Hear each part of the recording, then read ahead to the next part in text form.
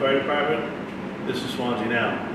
Today we're going to talk about the West Swanzey Fire Station, Station 3. Station 1 is on South Road in East Swanzey. Station 2 is underneath Town Hall. Not a lot of people understand or know that we have a fire station under there. And this is Station 3 on Main Street in West Swanzey. So here we are at Station 3. This is the area where the guys keep their gear. A little bit smaller, but same general idea.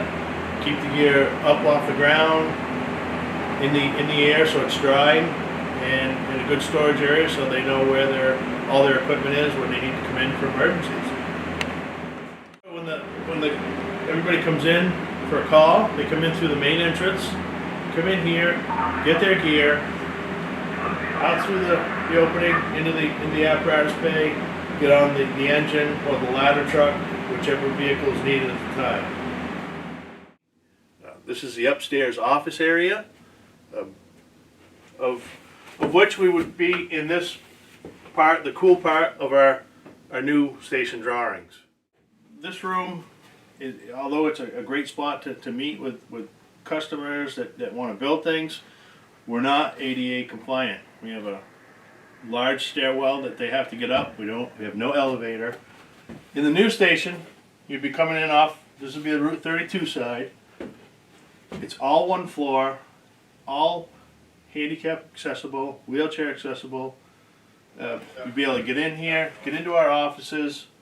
All of our warm zone, where you'd have your fire trucks. Firemen want to get in, they can come in off the back side of the building. That's where their parking area is going to be. They get to their gear room and off out to the trucks, and off they go to any calls. We have our gear area, so when the people come in from the back of the building, they come in to get their gear in the hot area. It's isolated. It should be all clean area as well for them. They can then grab their gear, get on the trucks. The trucks will be there's 3 drive-through bays. We may still just back in just for ease of getting the vehicles in, because we're not 100% sure of how we're going to lay out the vehicles.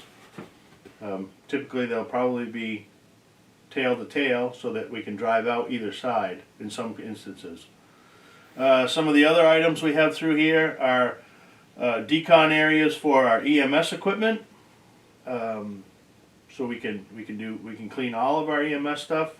We don't have to do it as we do it now in this building. We do it downstairs on the desk. The public walks into that area. We have to completely wipe down, decon that whole area when we're done as well. The items that we have to decon from are, your everyday cold. We're in talking, touching. We're always dealing with different people. Some of it's bloodborne stuff. Some of it's fluids you don't want to know about. So we're cleaning that item off, not only for your safety but for ours. It works both ways. We have to clean that equipment off for us. We have to clean it off for you. And then we have to clean it off for the next person that we're going to use this equipment with. So, secondly, we have firefighting decon area. We can clean our gear out on the apparatus bay for a gross decon of large chunks of items, debris, soot, carbon, whatever we have coming in from the fire. And then we're going to put a gear extractor in here, which will wash our gear. It works far better than any commercial washer. Right now, what we're utilizing to wash our gear is the same washer and dryer that you would use at home. Same washing machine. It doesn't work the best, but it's better than just hosing it off outside. We do hang the stuff in the bays so it air dries. And this room would give us a new gear extractor and a drying cabinet. It blows cool air around the gear and dries it at a faster rate. There's also a small locker room, so the guys and girls can have a small space to put extra clothes. So if they get contaminated or if they need to take a shower, they can have change of clothes, and leave the dirty stuff that they have there to be laundered and shower and change into leaving clean clothes. So they're not bringing any of this decontaminants back to their families. The gear extractor and the showering areas, they will have to go to a containment tank. They'll be tested to make sure that whether we can either have to have it pumped off and brought to a place to be cleaned, or if we can send it through normal sewerage. It's basically we're testing for contaminants of carcinogens, chemicals, that type of stuff. And again, we do roughly 1,000 calls a year. Well over 600 to 700 of them are medical calls. So we're in and out of a lot of these places, and we need to have these items clean and ready for any time. We're going to work our way into the into the office areas. What we have is a fire inspector's office, chief's office, a deputy, and our EMS coordinator. Each person plays a pretty vital role in keeping every day-to-day operations going. We do have another office area that's going to be utilized also as a communications room for the officers to be able to use for this station, and any other officers that need to get in there. It'll also be a report writing room that they can utilize. And these office spaces are going to bring together all the staff, if you will, day-to-day staff that run the fire department, and it gives office space available for the officers of this Station 2. We're not reducing any of the outstations, the Station 1 and the Station 3, because we need those. We're a 45 square mile area. We're still have to cover that, and they're not going to close. With this new station, it puts us in some key locations to cover all of Swanzey. A lot of Swanzey is starting to grow, and we need this accessibility between all three stations to get around, because we do have covered bridges, and we do need to get around those covered bridges and cover the rest of our town as well. Part of our 45 square mile coverage area, we have 5 boroughs. You've got North Swanzey, Swanzey Center, East Swanzey, West Swanzey, Westport. So we have to cover all of those 5 areas with 3 stations. And we work together as one unit, and I think we do a darn good job at it. We've been part of this process right from the start, meeting, interviewing architects, getting the right architect in building and designing of it. We've spoken with the fire department group multiple times. We've had numerous public meetings for every aspect of the size of this building. I think the size of this building is appropriate. I think it plans well for our future. It's going to last at least a good 50 years, hopefully longer. I anticipate it to be a lot longer than that, but a lot of people don't. They're not anticipating that length of time. So I think most of the firemen all have a great appreciation of this, and are for this new building, and are excited for this new building. Here's our ladder truck. Again, tight spaces. You know, we want to have adequate space in the new station when it's built, so that we don't have to worry about tight spots.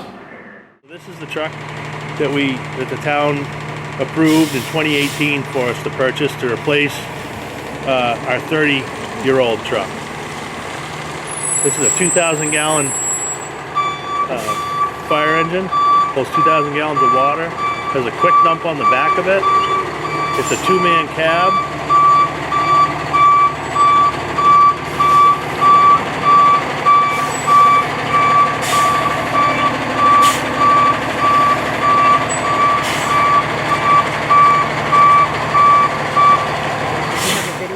Here we are in Station 3 in West Swanzey. This is one of our primary medical vehicles. Gets us across the covered bridges.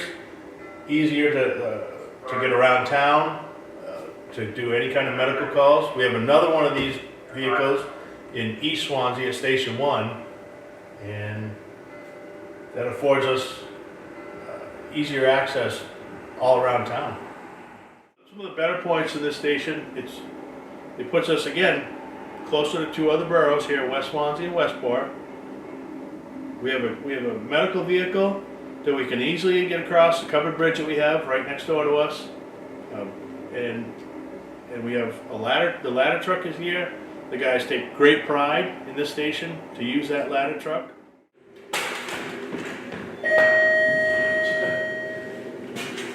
So here's our ladder truck. It's 105 foot. It gets us to be able to get onto tighter spaces in roofs, easier access to chimney fires, better access, safer access. When we decided to buy this truck, it was because of the height of the ladder. Gets us, it's 100 foot. It gets us to be able to park the truck in a safer spot, greater reach, and it's an ease of controls. The reason we're going to move this truck to the new station when it gets built is because of the room that we have it in now. We're only inches from the front door when we close it. And in the back of it, we've had to modify as much as we could the beam. So it's only within about a half inch of that beam. The floor goes up in the back, so we can't back it any further into the building. We're afforded just enough space. With that, this truck does all the same stuff that any other modern engine. This is called a Quint. Same firefighting apparatus in the back, SCBAs and such. This truck has a fire pump on it. It doubles as an engine as well. It holds 400 gallons of water, and this is why we bought the brand new engine 3 with the 2,000 gallons of water, was to complement this truck. Not anticipating building a new station at the time. But engine 3 will stay housed here, as we have a 3,000 gallon tanker at Station 2. In order for us to purchase new vehicles, we start off with our own CIP committee. So we have a group of gentlemen from all 3 stations. We get together. We know that through the town's capital improvement committee, they're allowing us to research and look into purchase of new vehicles. We have a schedule set out how to go about purchasing new vehicles and when they're going to age out. So a few years before that, we try to get together. We spec out a truck. It takes a long time to go through every bit, soup to nuts. We go through the motor, the transmission, the tires that are going to be on it, the space that we have, what it's going to fit into, and how it's going to fit in there, and how it's going to fit in to the user that we needed to work with. With all that, I've heard a lot of the rumors, however you want to call it. People are saying that the building that we're building is too big. I've heard it's going to cost too much. I believe that, I've worked with everybody on this as far as we've gone through it.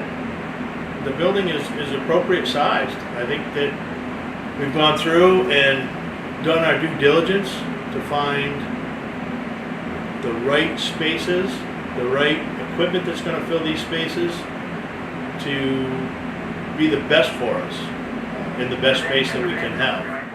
This new building will have better cleaning areas for the firemen that are here now. It's going to be far better for future firemen as they come in. To keep the carcinogens and the debris and dirt and everything else away from them, off of them, that we can clean off.